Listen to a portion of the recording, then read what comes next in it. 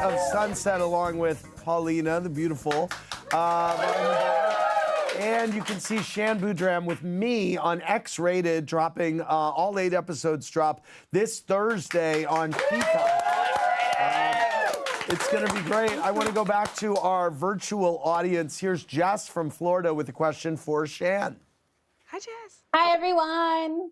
Hey. Shan, what's the one sexual position that you think all men should retire because it just isn't fun for women anymore?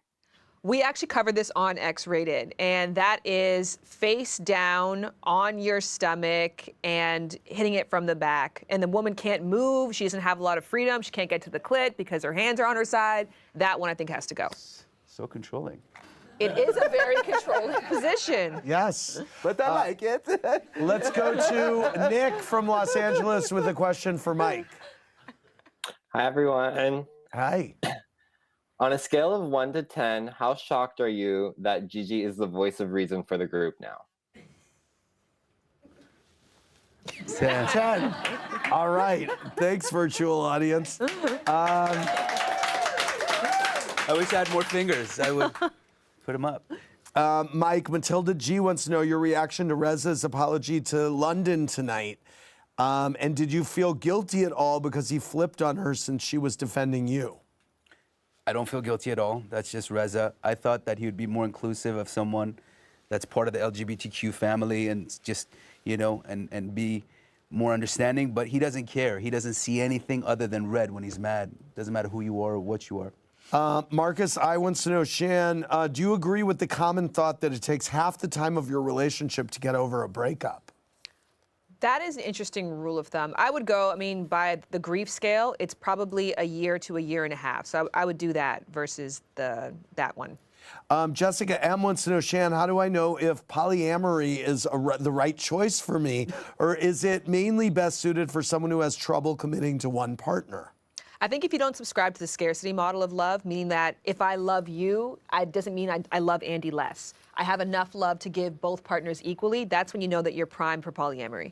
Amanda L said, Shan, since you're a Savage X ambassador, have you ever personally given Rihanna sex or relationship advice? I don't, and I'll take it from her, to be honest. Okay. There's some people you just know more than you. That's one of them. Daniel S. wants to know, Mike, earlier this season, were you and Paulina really that drunk that you didn't even notice Tommy calling her Jessica? I didn't notice. I didn't notice. Okay.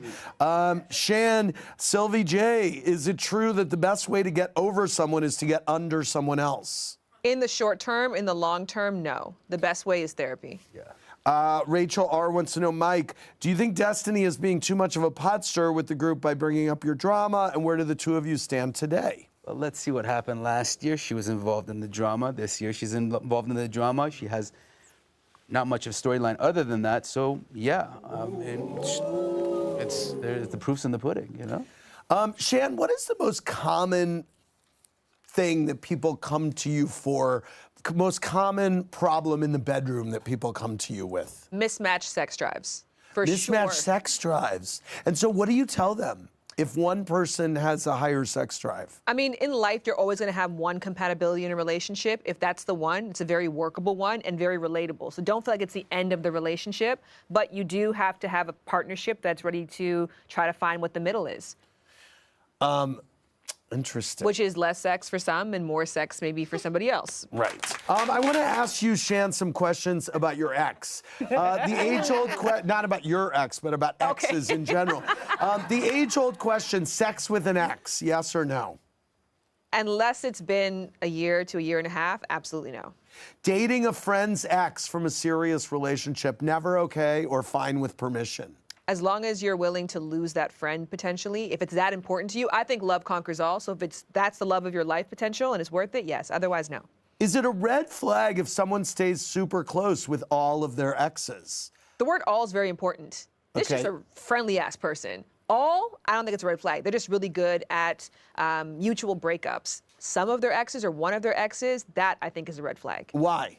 Because that shows they still have an attachment to that person. Maybe this person instead just is really good at creating healthy, boundary-filled relationships with people that they used to share something with. All across the board, You can't want to have sex with all your exes again. Right. Yeah. Right. Somebody was bad and bred, and you're still talking to them. When it comes to a broken engagement, keep the ring or give it back. If your relationship was financially focused, I think it's okay to keep the ring because that should be the understanding. If it wasn't, give it back. Oh, that's interesting. How would you react if your good friends remained good friends with your ex? This is something that Mike is dealing with on the show. I'm a big lover of love, so I'd be fine. If your ex cheated on you, do you have a right to warn his new girlfriends? I think you can share your personal experience, but you have to keep in mind that it's reciprocal determinism. How I am with you is based on how you are with me.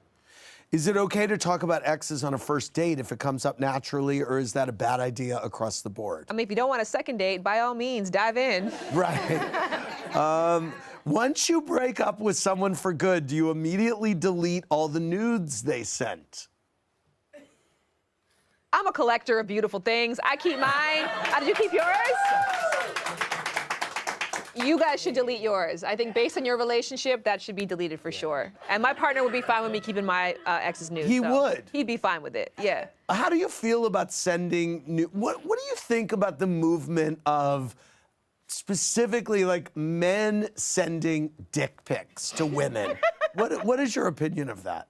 Unsolicited dick pics, absolutely no. But if it's requested and you put some time into it, it can be a lovely thing. You do a nice, like, cool backdrop, or what does that mean? Like, Yes, make it funny. There was one that I saw from a friend, and the person wrote their name on the dick with like a makeup pencil. I thought that was really cool and creative. I Like, actually this is saw yours. one that had like some glasses on it and like the fake mustache. Oh, they did. Oh, that's That cute. was really cool. It's a fun time, so I thought yeah. something like a costume, you know? Yes. Yes, with a consenting partner, it can be great. I want to thank Paulina, Mike, and Shan. Everybody watch X-Rated on Peacock, launching Thursday. All 8 episodes at once. For more, click around BravoTV.com. Good night, everybody.